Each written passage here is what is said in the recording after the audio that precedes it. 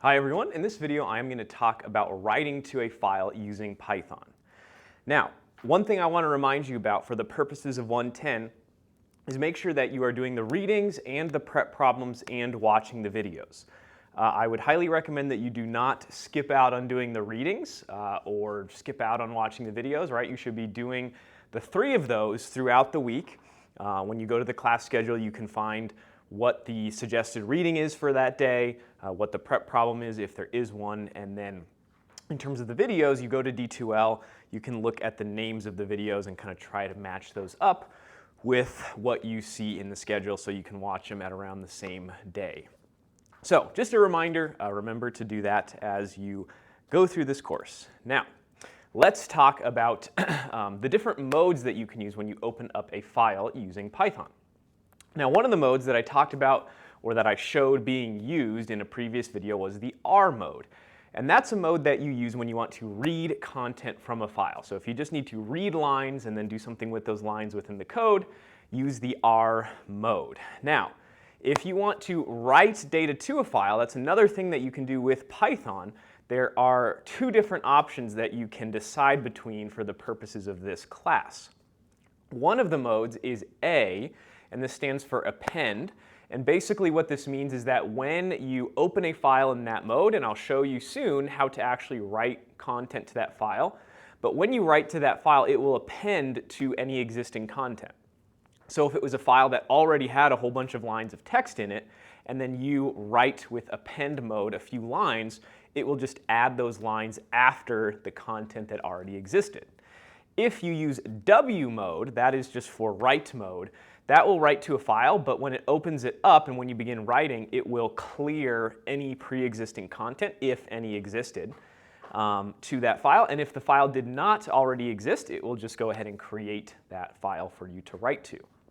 So use append basically if you want to keep the pre-existing content and just add to it, and use W if you want to erase over pre-existing content and just start from scratch. So there you go. Now, remember, if we want to open a file, we want to use the open function, and you specify the file name and you specify the mode.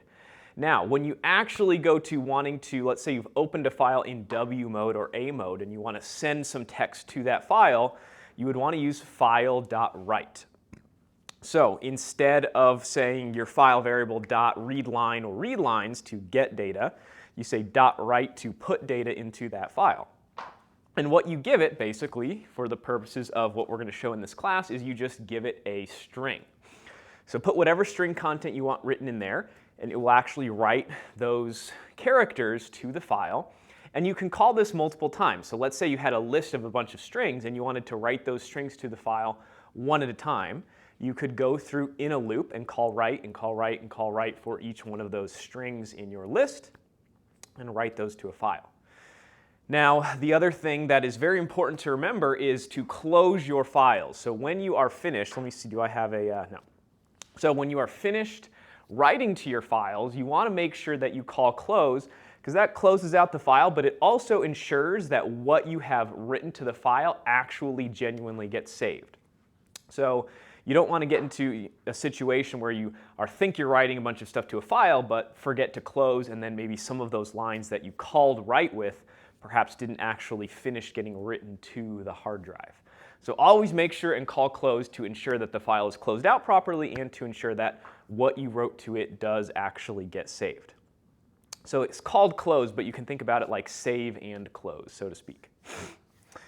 Now, one important thing also to understand about the write function is write is a little bit different than the print function, because write won't automatically add new lines. So if you call write multiple times, if you want those multiple separate strings that you wrote to show up on separate lines in the file, one after the other, you want to make sure you actually put a \n at the end of your strings so that you basically have to control when you want the file to go down to the next line.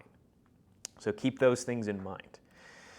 Now, let's go through a few examples, and then after we go through a few examples, we're going to revisit that scorekeeper code, and we're going to try to add a feature to write or save the score information from a sporting game. So what I want you to do is take a look at that code, pretend words.txt has that content in it, and tell me basically what would words.txt be after this code finishes running.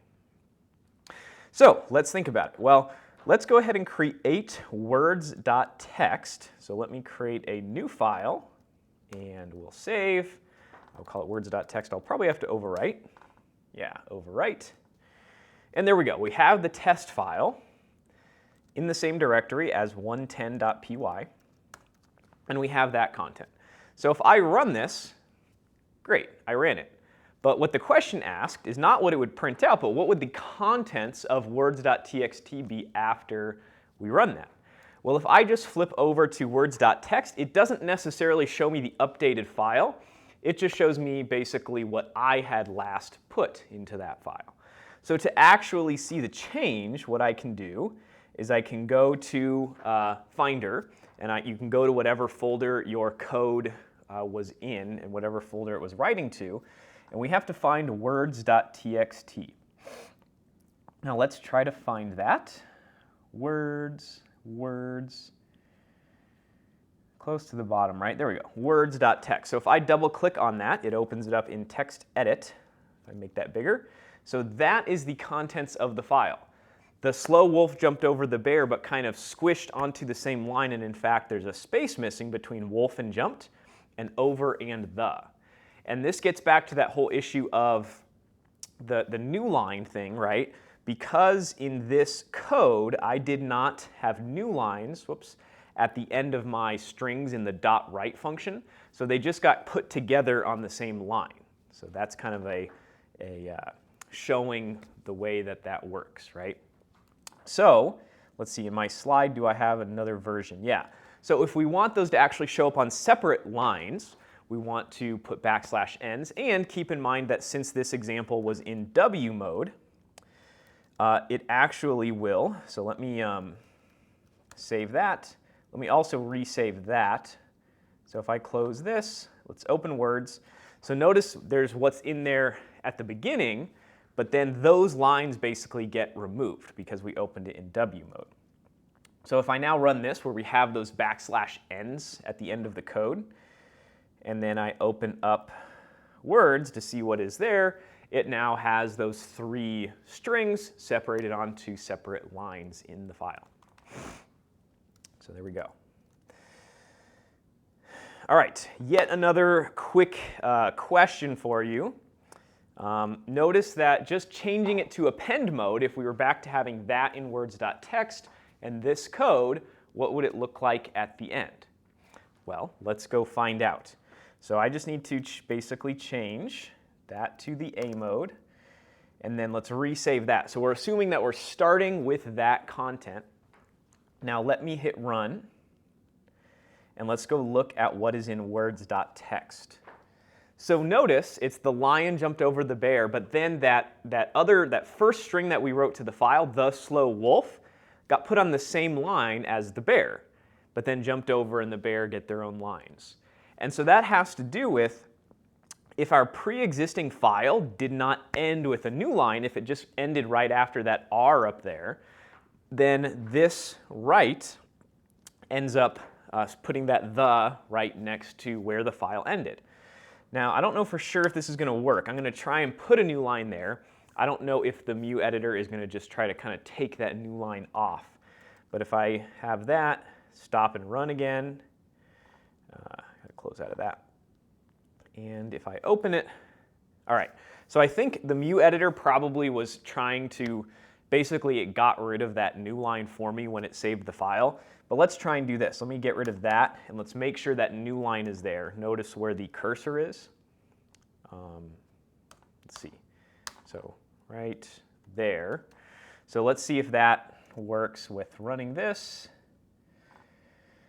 And yeah, there we go. So if you actually make sure the file ends in a new line, then that works out where those different strings kind of stay separate on their own lines. So cool. All right. So one more quick question, and then we'll jump back into the scorekeeper example. So I guess maybe it's not quick. This one's a little bit longer. But let's say you have a file called dictionary.txt, with those few words in the example. Let's say those 5 lines were in the file. So what would happen if this code ran? And notice that it opens it up in both append mode and in R mode throughout the code. So it opens in append mode, writes some lines, closes it, and then opens it again, but in a different mode to read content from the file. And this is something that's valid. You can open and close a file multiple times throughout a program as it's running. So tell me what you think this would print out by the time we get to the end. All right, so let's think about this before I try and run it. So we open in append mode, and we basically add 3 more words to the dictionary file. Now, whether or not after gets its own line after aerodynamic, or it's on the same line, that would depend on if this file ended with a new line or not. So for the purposes of this example, let's pretend that this does end in a new line, so that after would be there, and then affiliate down there, and then aggregate down there. So we'd have this file with 8 words, and then it gets closed. And now we're going to go through the file, read the lines, and loop through and print it out. But we have this if statement here, so we're only going to print out some of the lines. And basically what this loop is doing is it's going to be looping through and printing out only every other line in the file. We have 4 line in lines, but then we also have this index variable to help us keep track of only printing out every other one. So let's go test it out and make sure that's right. So basically, we should have, actually let's open it up from just Finder. So we need to find that file.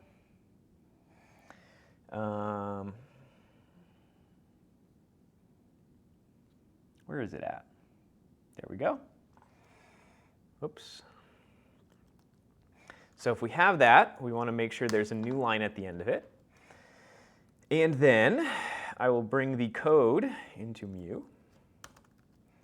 and I shall run it.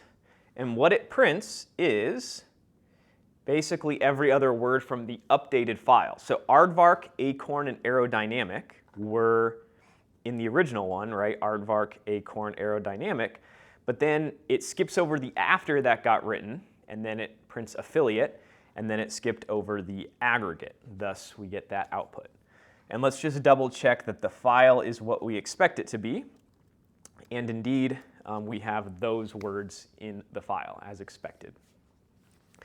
So there we go, right? There's just a couple of questions to help you get warmed up with writing to a file using Python. So I think what I will actually do is pause the video here, or stop the video here, even though this has been kind of a short one. And in the next video, I will show you updating the Scorekeeper program to use file writing. So talk to you then.